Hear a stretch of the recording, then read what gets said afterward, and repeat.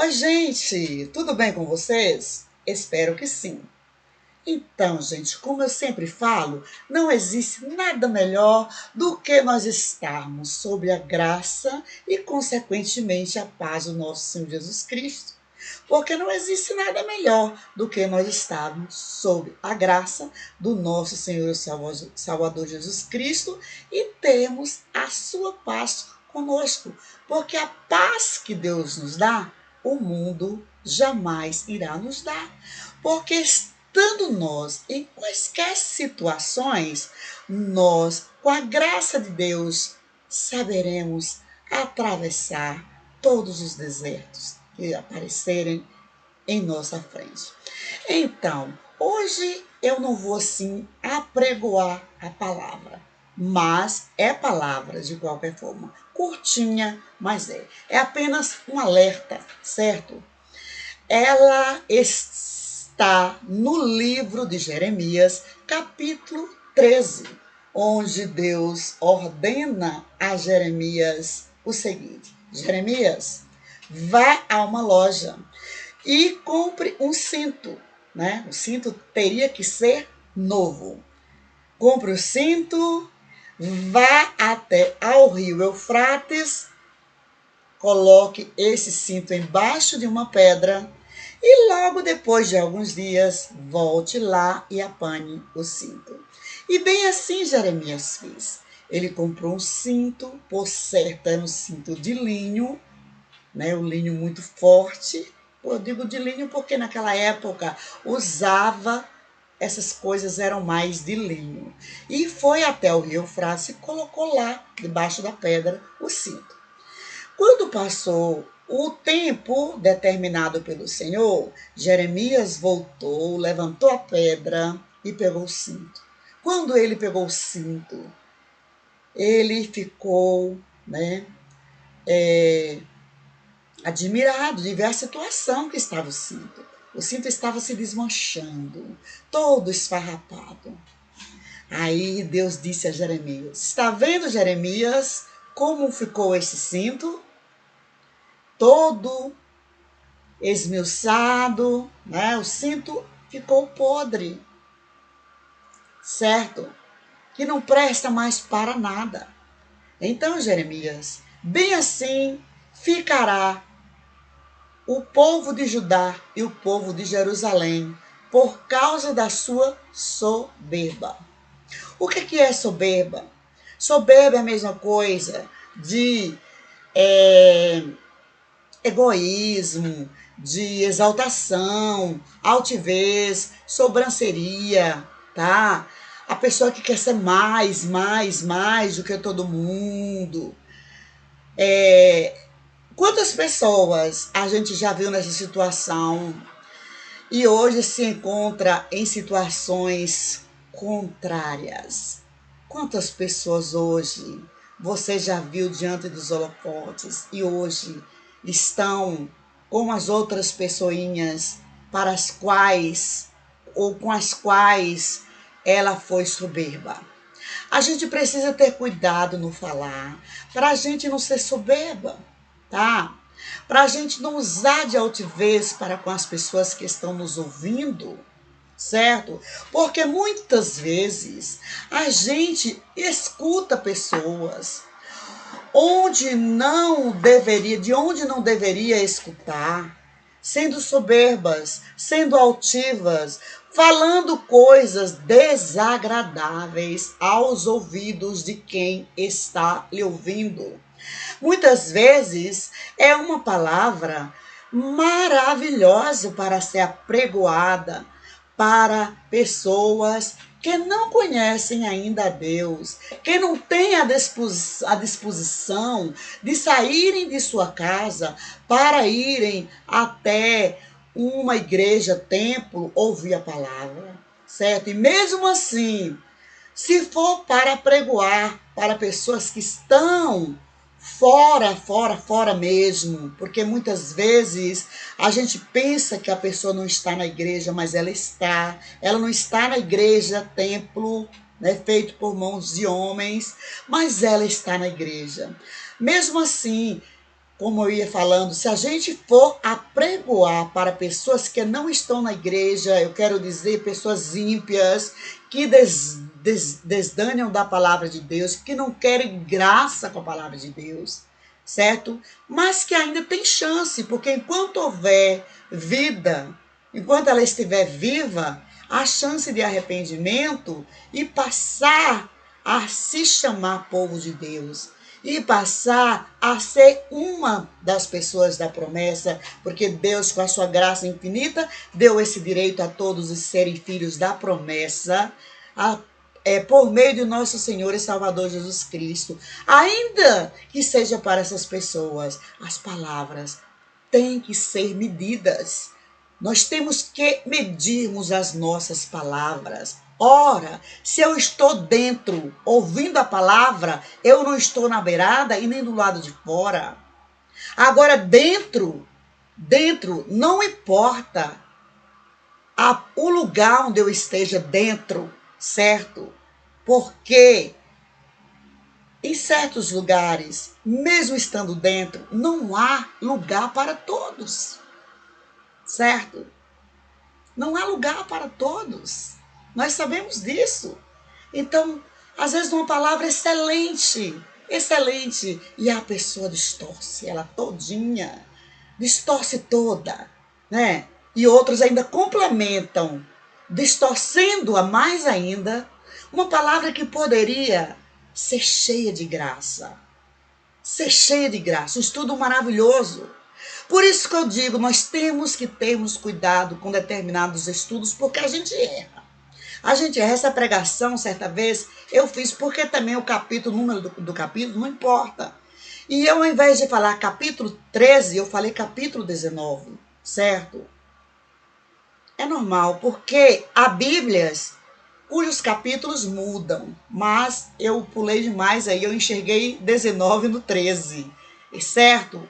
Então, Jeremias escutou de Deus isso. Deus disse a Jeremias: está vendo este cinto, né? Que eu mandei você colocar, tu colocares embaixo da pedra no rio Eufrates, um cinto novo, forte. Ficou nessa situação após alguns dias, apodreceu. Bem assim será a soberba do povo de Judá e de Israel. Isso não significa que o povo de Israel seja um povo errante, não, gente. Foi naquela época de Jeremias que o povo estava andando em caminhos contraditórios aos caminhos do Senhor. Estavam adorando deuses estranhos. Gente, não era qualquer Deus, não. Eles adoravam deuses, os quais, através dos quais, eles queimavam até seus próprios filhos em holocaustos. Certo, gente? Pegava o que tinha de comida, que era para se alimentar, do bom e do melhor, e colocava lá para esses deuses, certo? Faziam obras, desagradáveis a Deus, as quais eu não vou falar aqui, porque hoje a gente tem que ter cuidado até para falar certas palavras que há na Bíblia, a gente tem que ter um certo cuidado para falar, a gente tem que medir as palavras, não é? Nesse mesmo capítulo mesmo, há uma palavra que fala, certo, sobre cor da pele, certo, gente? A cor da pele não importa. Naquela época eles não importavam. Hoje é que existe essa acepção de pessoas por causa de cor da pele. Nesse mesmo capítulo que eu li todo, eu só estou falando do início, quando Jeremias obedece a Deus, que compra o cinto e leva até o rio Eufrates, representando, vai apanhá-lo depois do cinto podre, representando a soberba na qual o povo vivia, a altivez, a sobranceria, o egoísmo, certo? Cada qual queria andar pelos seus próprios caminhos, mas nesse mesmo capítulo há palavras que a gente tem que ter cuidado para apregoá-las nos dias de hoje, porque fala de cor de pele, certo? Naquela época não fazia acepção, porque naquela região lá, a maioria das pessoas era comum a cor da pele ser, propensa mais para um tipo, nós sabemos, de cor. Mas hoje o povo está muito assim, sei lá, bobos com o negócio de cor de pele. que a gente tem que ter cuidado. Então, como Deus fez o homem, está escrito lá, pode mudar, por exemplo, eu tenho essa pele aqui, eu posso mudar a cor dessa pele? Não, não posso mudar a cor dessa pele. É a pele que Deus colocou em mim. Eu estou dando o meu exemplo. Aí, quem for curioso, vai e leia todo o capítulo 13 do livro de Jeremias, para ter o cuidado de, na hora de fazer essa pregação sobre o capítulo todo, ter o cuidado hoje em dia, porque hoje em dia a gente tem que ter muito cuidado, certo? Para pregoar certas partes, mas o que eu quero falar aqui é sobre a soberba que estava o povo naquela época. Tanto que isso perdurou até a volta de Cristo, certo? Quando Deus se materializou na pessoa de Jesus Cristo, né, antes dele se materializar, ele olhou do alto para baixo, tem uma carta do apóstolo Paulo, se não me engano, parece que é aos Romanos, que não viu um justo sequer. O que é ser justo? Justificado pela fé. Ser justo é justificado pela fé.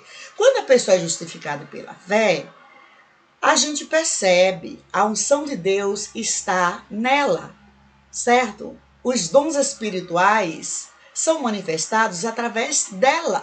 E ninguém estava vendo mais sinais. O povo tinha quebrado a aliança que tinha feito com Deus. Ora, desde a época de Jeremias, sempre que levantava uma pessoa para que Deus ordenava para falar com o povo ouvia, cria, mas depois caía novamente no erro, ia adorar outros deuses, ia fazer coisas que desagradavam a Deus. E Deus, a resposta era o quê? As consequências vinham, né, gente? Como até hoje, quantas catástrofes as pessoas passam aí, catástrofes naturais, Deus nos fala através de catástrofes. Ele nos chama para reatar aliança com Ele através de catástrofes. Quando ele vê que o povo está errante demais, ele permite furacão, permite terremotos, tremores, tempestades, certo? E nós precisamos sermos obedientes a Deus. Isso significa, como eu já falei, que o povo de Israel seja um povo desobediente. Não, foi nessa época. Tanto que quando Deus, né, voltando lá, quando Deus olhou do alto para baixo, que não viu o justo sequer, é porque não via sinais, mas tinha, viu, gente? Já tinha as sinagogas, tinha o templo, que hoje representa os nossos templos, onde nós nos reunimos para orarmos, para louvarmos a Deus. Já tinha. Mas as pessoas estavam desobedecendo a Deus. Apesar de frequentarem os templos, apesar de pregarem a palavra, que era o rolo, a Bíblia, em forma de rolo, as pessoas estavam todas erradas, porque não tinha um justo mais, não tinha um justificado pela fé, ainda que estivesse frequentando as igrejas, os templos, né, que eram as sinagogas, o templo que já existia lá, o templo de Salomão, o segundo templo que foi já quando Jesus veio, né? Jesus veio, né? Já existia o templo quando Jesus veio. Então o povo ouvia a palavra, mas não adianta nada ouvir e não praticar, certo? Então é isso. A gente tem que ter cuidado para a gente não. E aí a gente muitas vezes diz assim: estava na igreja, saiu da igreja, não quer fazer, não quer isso, não quer aquilo. Mas quantas vezes as pessoas já deram, chega para lá, e quantos estão persistindo em congregar? Ninguém pergunta por que saiu da igreja, por que afastou-se da congregação, certo? Porque até hoje, no momento de hoje, eu não vejo motivo para eu me afastar da congregação, porque eu não estou lá por causa de fulano, beltrano, cicrano. Eu estou lá porque eu quero servir a Deus. Eu quero ser uma cristã congregada. Eu quero fazer parte da congregação, certo? Mas pessoas que estão fracas, eu peço a Deus para me fortalecer.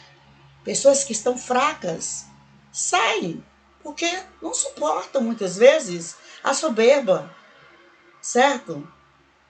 Então que nós venhamos, porque a palavra de Deus, ainda que ela seja dura, ela é doce como mel.